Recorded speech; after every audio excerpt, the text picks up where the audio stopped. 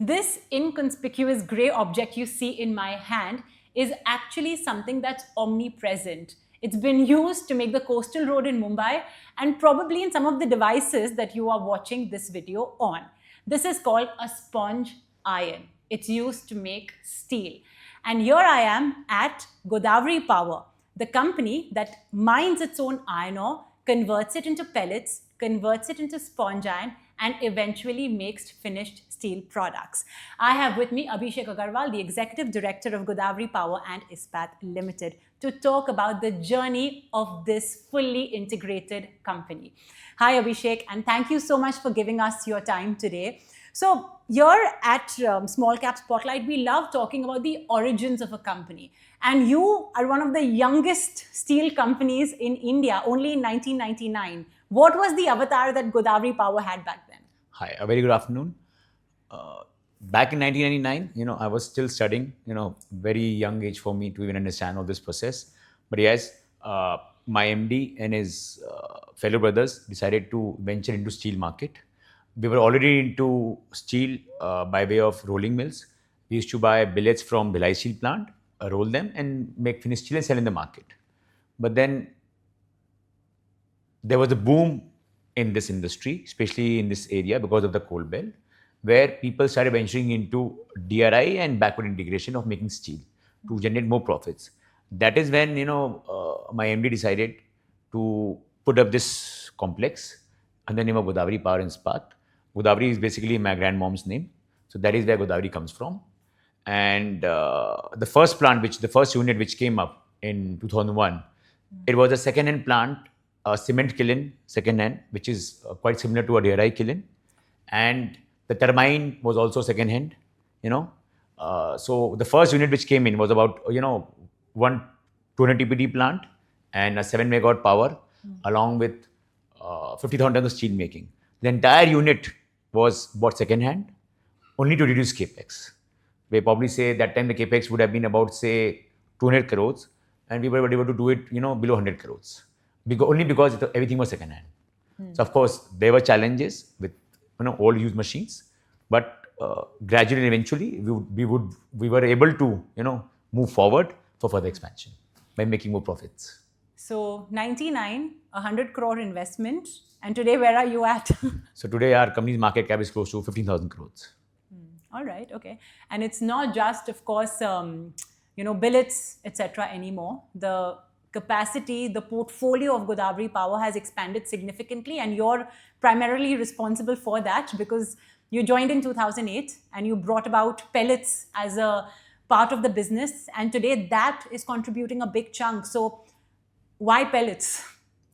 I wouldn't say, it's because of me. I think it's been a very dedicated team, and a lot of hard work from my MD. Then earlier, before I joined, my elder brother was working, in this. So his contribution is immense because from 99, the first phase came in. The second phase of growth came in at 2005, which was, under my elder brother Siddharth, and then I joined in 2008.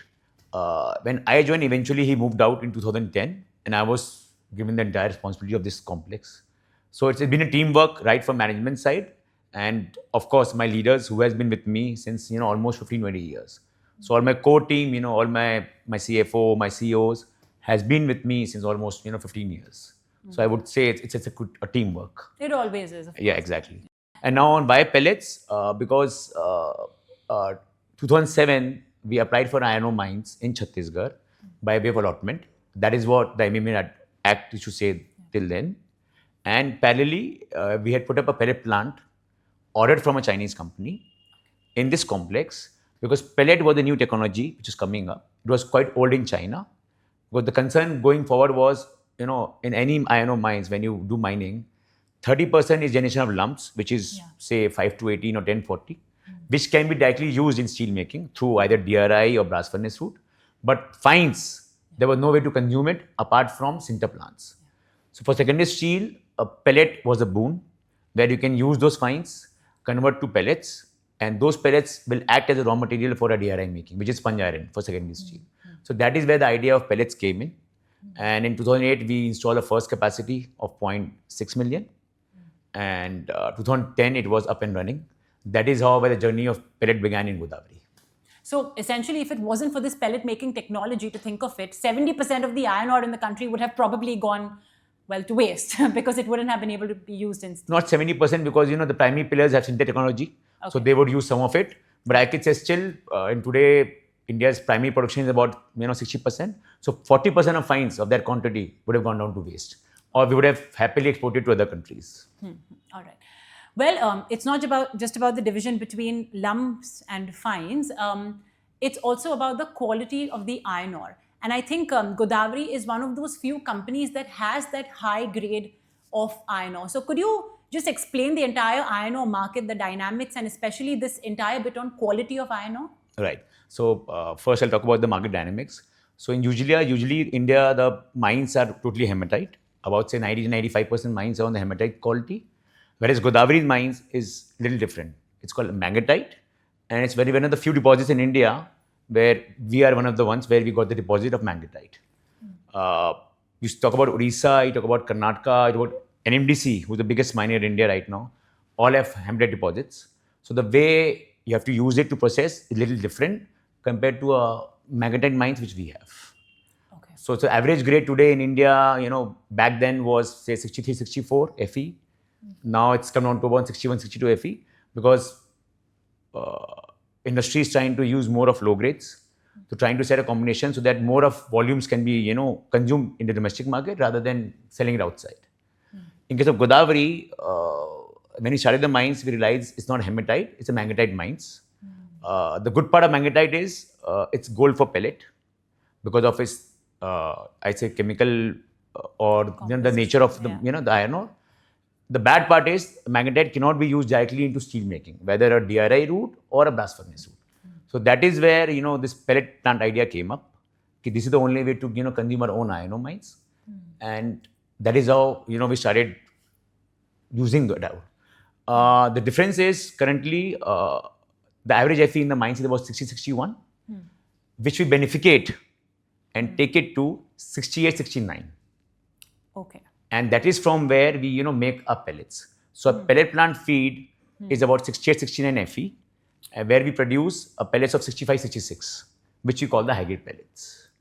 Okay. That is where Godawari differs from other players in the market. So there are players out there who want to, what I'm trying to understand is that how does grade of pellets impact the downstream steel? Okay.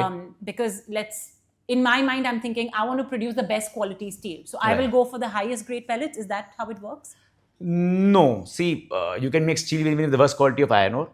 The only difference would be the operating cost and, the production. So if you get best input to best, the machine will give you best output. So the volume of production will matter and your cost will matter in at what price you're producing steel. But you can also produce steel by using a 50-52 Fe iron ore as well.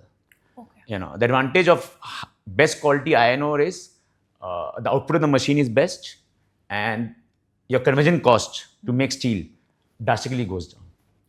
So the beneficiation plant, well, two things actually. One, you're investing in expanding your iron ore capacity to 6 million ton, and you have a beneficiation plant as well of 6 million ton. Right. Firstly, what is the investment? And secondly, what sort of ROI are you looking at after these investments in your Okay, mine? so currently we are investing on two fronts. One is the new pellet plant of 2 million tons.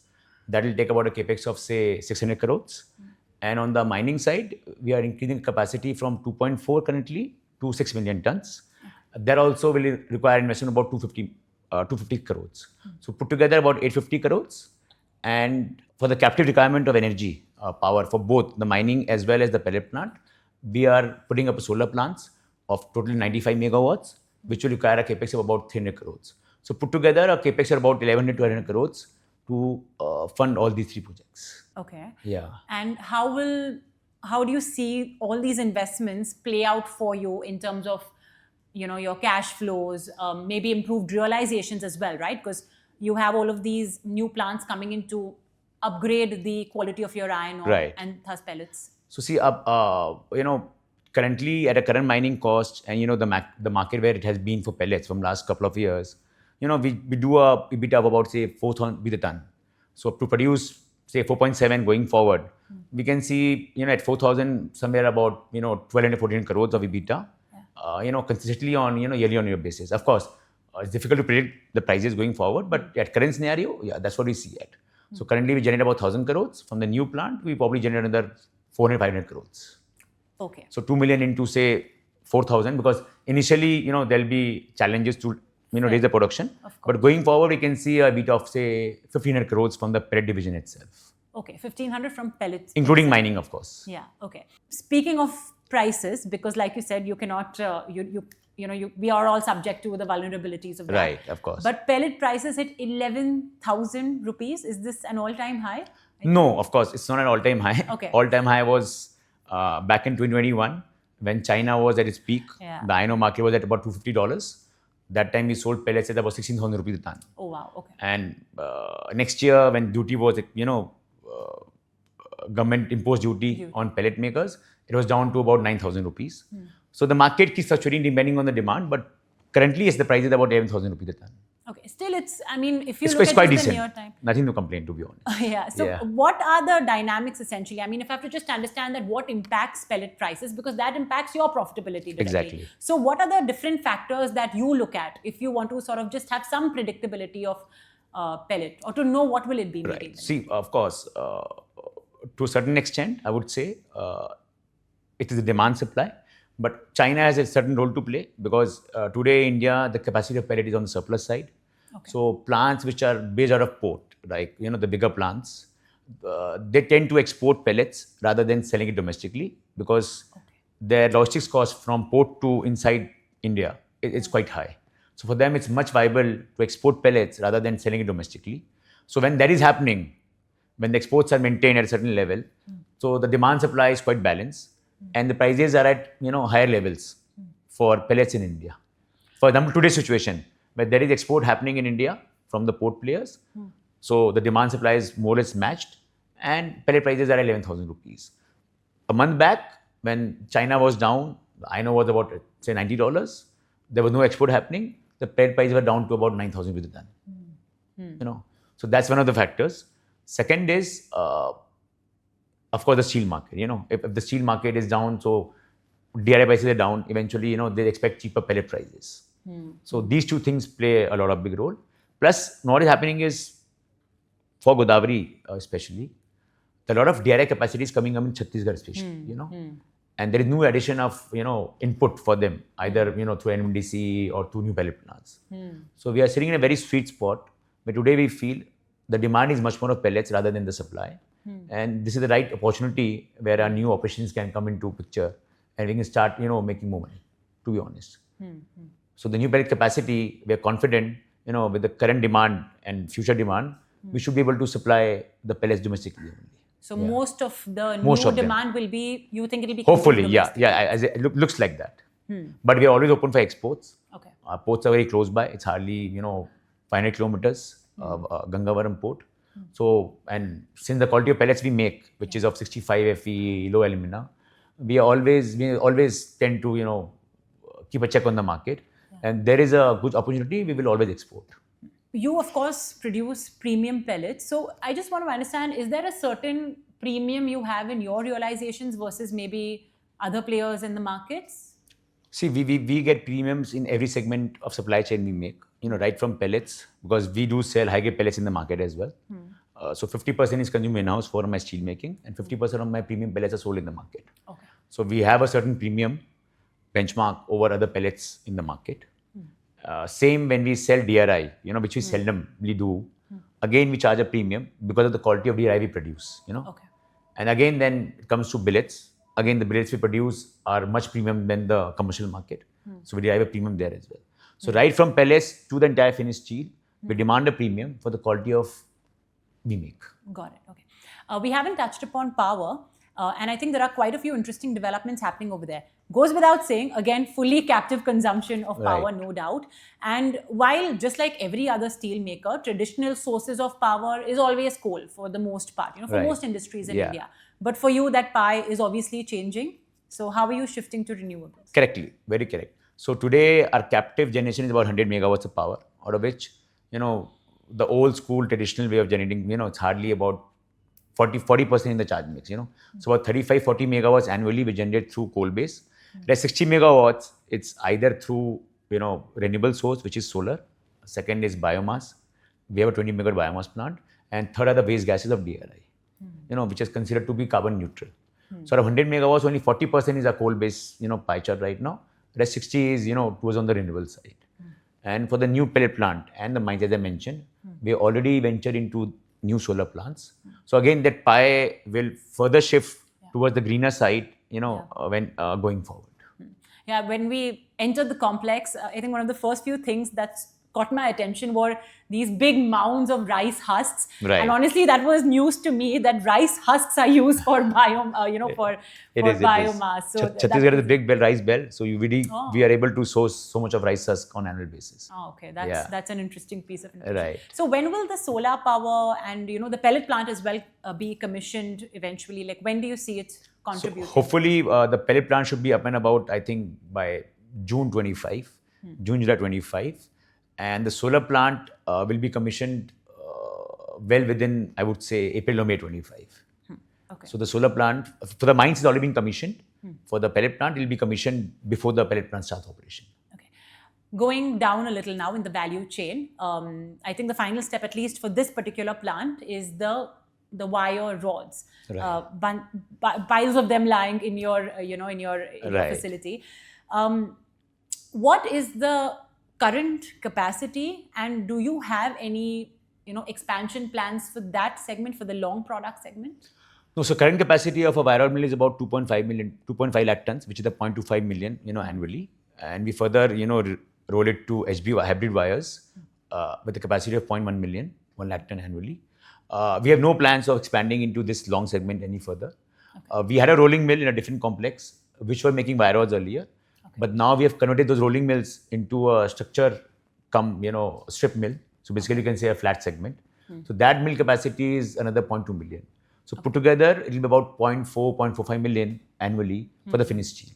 Because these billets will be going to that mill to produce those flat products. Okay, and we will talk about that as well, Yes, because I think that's your next segment of growth. But before that, I want to talk a little bit about the Ferroalloys division, of course, through your subsidiary. What are the plans over there? Let's start off with that actually first. What are your goals and plans? Okay, so at Ferroalloys, so we have a decent capacity. We produce about 80,000 tons annually of silicomanganese and ferromanganese. Everything is produced in Raipur, a couple of complexes. We are looking to venture into different products. For example, ferrosilicon, which is usually made out of Bhutan because of cheap power and the local raw materials available there. Yeah. So we've already taken a board approval for that, and we would be investing into Bhutan to put up a ferroalloys plant to make ferrosilicon. So that is next on the radar. That will be done through our subsidiary, which is Hira Ferroalloys Limited. Yeah. I think right now there was some disturbance in the ferroalloys market. You'll appreciate why, my questions are luring towards commodity prices because, your business depends on that. Of course. But there was some disturbances in the market over there, some problems in Australia, and then over here MOIL as well had, hiked their prices. Right. What's the situation now as we read it? See, as you mentioned, right, it's commodity, right? Yeah. So, you can expect anything to happen anytime, right? Yeah. So, of course, there was a spike in the magnesium prices because of, one of the biggest mines in the world was out of production. They declared force majeure because of a cyclone. There was a lot of water inside the mines. It's because of Australia. Company owned by, I think SMAG, right? So they produce 10% of world's, high manganese ore production, which is the 44 Mn. So that is why there was a big hike in the raw material prices. And eventually, people tried to jack up the finished prices. But since the market was quite weak, from June to say September, eventually prices came down to about, 65,000 rupees a ton of silicomanganese and 70,000 rupees of ferromanganese. So, and again, the raw materials come down because situation is stabilized. China is not buying aggressively. So again, the gap between the raw material and the finish is quite narrow. So we are again making money. So this things keeps happening. Yeah. We are used to it now since COVID. Yeah, it's a part and parcel. Yeah, of exactly. This, of course, yeah. But you'll appreciate my curiosity. Of course. You have another interesting product, galvanized fabricated product. If you could share a little bit about that part of your business. Yes, I was just mentioning earlier, the new rolling mill of structure and flat, it has come up with that complex. Okay. So basically it's a backward integration. So, earlier we were buying billets, getting converted to structures, then galvanizing and supplying to, transmission towers, solar frames, monopoles for, electrification. Yeah. So that mill, we have just put up. It's under commissioning. So now these billets from Godawari will go to that mill to make structures. So it will be a complete again backward forward integration where we have our own billets, we'll galvanize it, we'll convert to structures and supply in the market. So basically that is to further add to bidder margins. Earlier we were buying from the market the billets and the structures.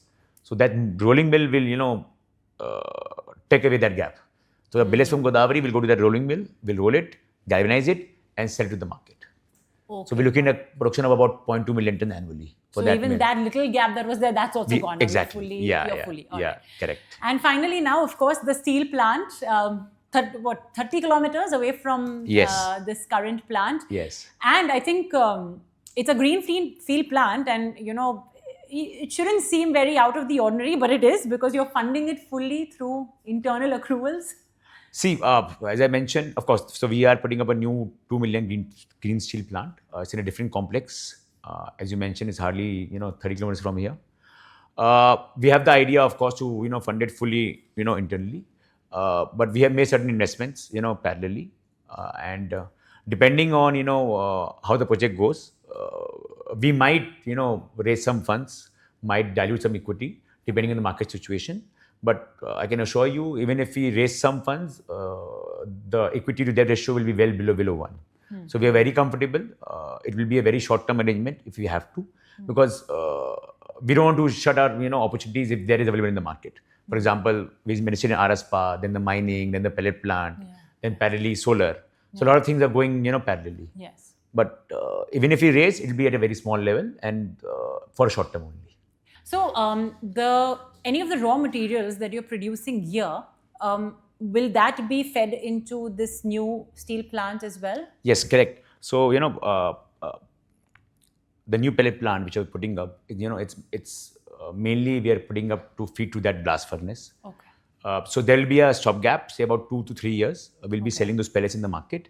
Eventually, when that complex comes into operation, so all the additional capacity will be feeding that mill to make steel.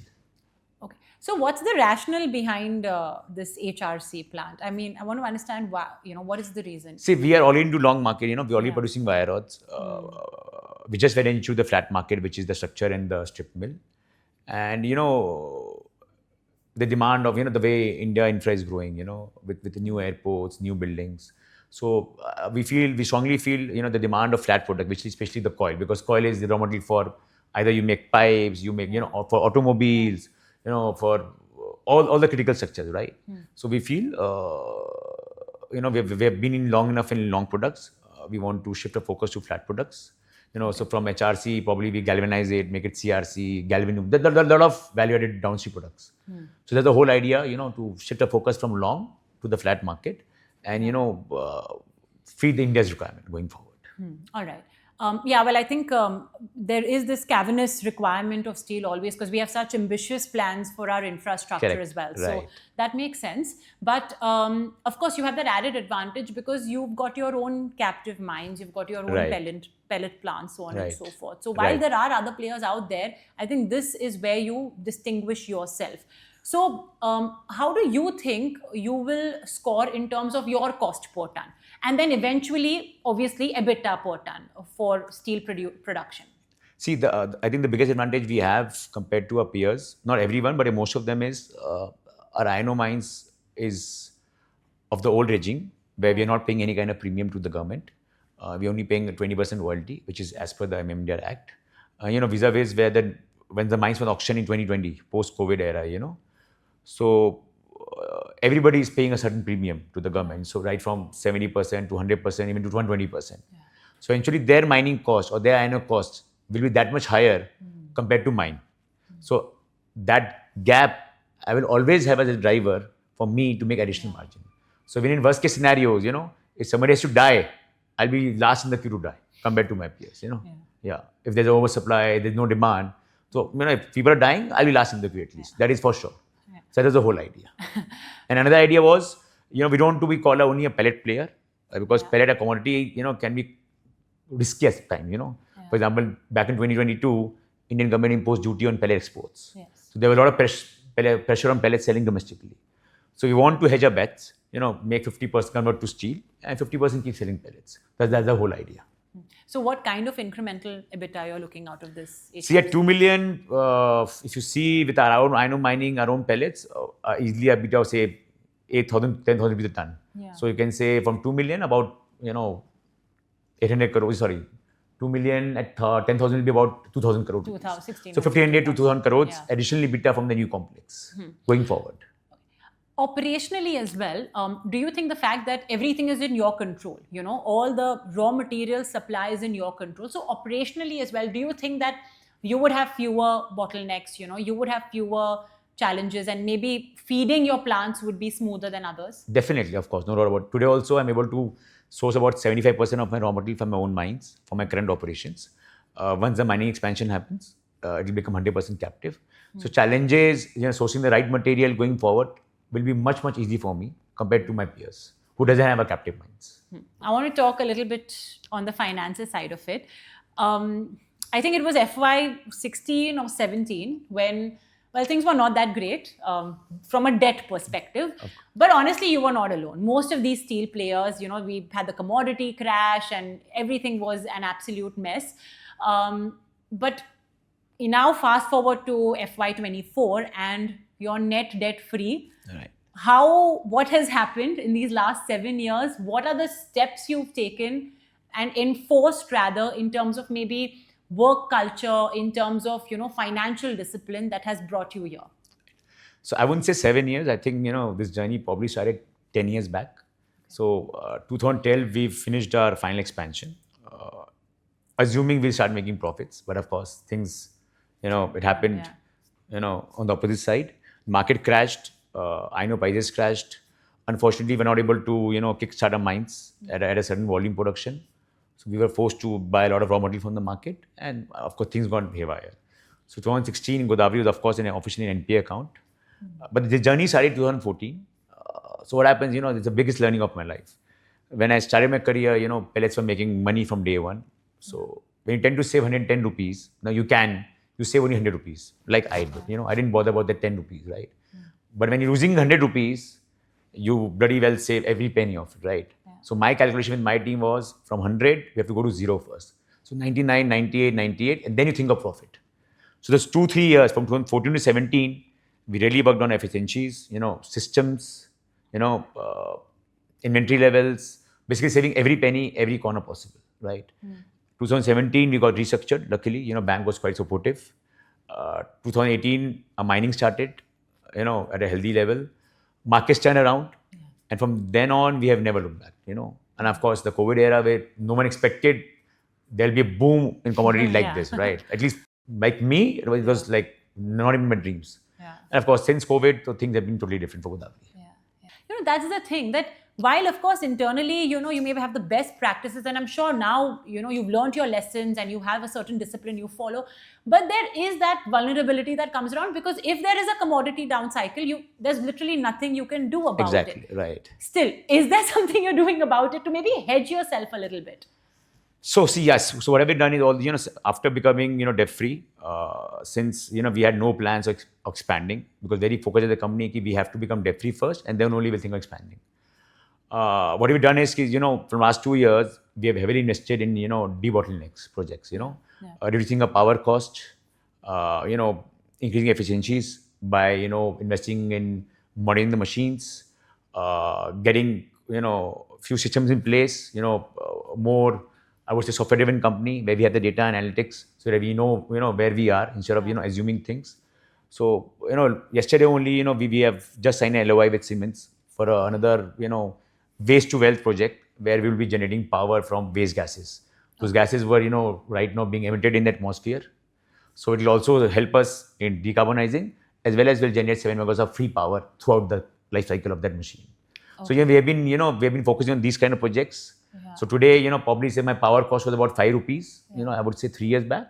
Today, I can say proudly we are down at 3.25 rupees per unit, which is a huge saving, So, we have been investing heavily on these kind of projects. Yeah, it makes sense because if the top line is not in your hands, you might as well try and control your costs. Exactly. So that, if in case things do go awry, then at least your expenses. We don't see aren't. that old days back. Exactly. Yeah. So I was seeing your financials. What a turnaround! I mean, the last 5 years CAGR is 30% for a commodity company. Yeah, about 25-28%. You may say. 25, Yeah, 28. yeah. Do you want to stick your neck out and say that I will try and maintain that for the next 5 years? 100%. Of course, if given market scenario where everybody is expanding into steel, the government of India is pushing us to produce 3 million steel by next 5 years. With the government spending, the infra spending, so we are quite bullish. That is why we have planned for another steel plant. And if market remains like this, we can very well achieve the CAGR, what we have achieved in the last few years. You're not, or at least you're trying not to use debt to fund your expansion. Do you think you'll miss out on the operating leverage that comes in really from using external funds? Or you think you're comfortable? No, I don't think so. People do say that today probably, borrowing money is the cheapest way of, getting money. Yeah. But I think we have learned a lesson, where we heavily, borrowed money to, fund our capexes. The market didn't support us. So, we don't want to, erase that from our memory, We want to be cautious in borrowing money, rather than being very aggressive and again borrowing heavily. We want to make it, a sustainable investment, so that if market turns also, we're not in trouble. Okay. You're going to be hitting the market with the biggies out there. Right. HRC is a product that, well, there are many established Right. players. So it's a very retail question that I'm going to ask you, but what's your go-to market strategy? See, to be honest, where I'm sitting right now, as you mentioned, quite early, we have a big location advantage. Yeah. There are a lot of pipe players around us, who are buying coils from outside Chhattisgarh. Plus we have the export market available. Plus, as I said, today we are one of the best manufacturers of pellet in India because of certain quality. And I have no doubt, why we can't compete with the big V's in the market who have been in this industry since years, Even they started the journey, one day. Yeah. So probably for me, that one day is going to come soon, right? Yeah. So we are confident, we can very well compete with the, our peers, of course. They have the volumes, they have the experience, but I think we should be able to, do well. Okay. So if you could break up the pie of your revenue right now, which product contributes how much right now versus, let's say, fast forward 5 years later, and of course, hopefully, if all the targeted capexes, hit your timelines, right. How do you think the pie will change? See, it's going to change big way because today our top line is about 5,000 crores annually. From the 2 million complex at a price of say 50 also, HRC, you can see our revenue of 10,000 crores. So totally, if you say 50,000 crores, so that will be 2/3. This will be 1/3. 1/3. Yeah. Okay. All right. And how will that also change your margin and your profitability then? See, the margin of this complex will remain the same. It will further go up once our mining production gets enhances because we are still buying certain raw material from the market. Yeah. And for that, because the raw material will be going from here for a certain extent, for a certain amount. Rest will be bought from the market. So again, I would say probably this will generate about 30-40% of the profits, and remaining will come 60% will come from that unit. This is a bit of a personal question, and I love asking this to every entrepreneur that from where you sit, how what is that one motivating factor or that one driving force that helps you make decisions? And especially because there are so many lives dependent on you as well, right? Thousands of employees. I think this complex alone has around 4,000 employees. So what's that one driving force? I think it's my passion, to be honest. I think for me, work is passion. It's not like a compulsion for me. It's not like a by force on me. It's my choice. So you tap dance to work every day. Yeah, 100%. We work on Saturdays as well, and on Sundays we work with my MD and his team. So basically, my MD works 7 days a week. For him, that is still the work. Whatever you call it, overwork, whatever, but that's how it is in our family at least. And it inculcates, at least in my bloodstream for sure, Yeah. So I think, because work is passion for me, and I can keep going on and on and on. I saw that same passion in many ways with all of your, your team members when I interacted with them. They were so excited to show me the different, parts of the complex. Unfortunately, I was a bit short in time. Right. But I could see that, that little passion that, no, you have to see this part also. And, you have to see this portion. This is very important.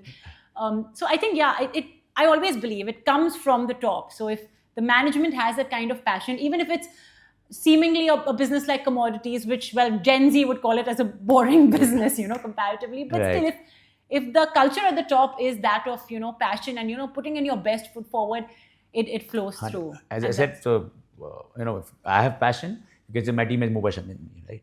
yeah. So it drives down right from my MD probably to me and then my Yeah. team. Yeah, it's there. All right. Absolutely. Well, I think this was a very insightful conversation, not just from a learning perspective, but also from, a passion perspective, as I can put it that way. Right. And a very inspiring one as well. Abhishek, thank you so much. Thank you so much. It was lovely talking to you. Thank you.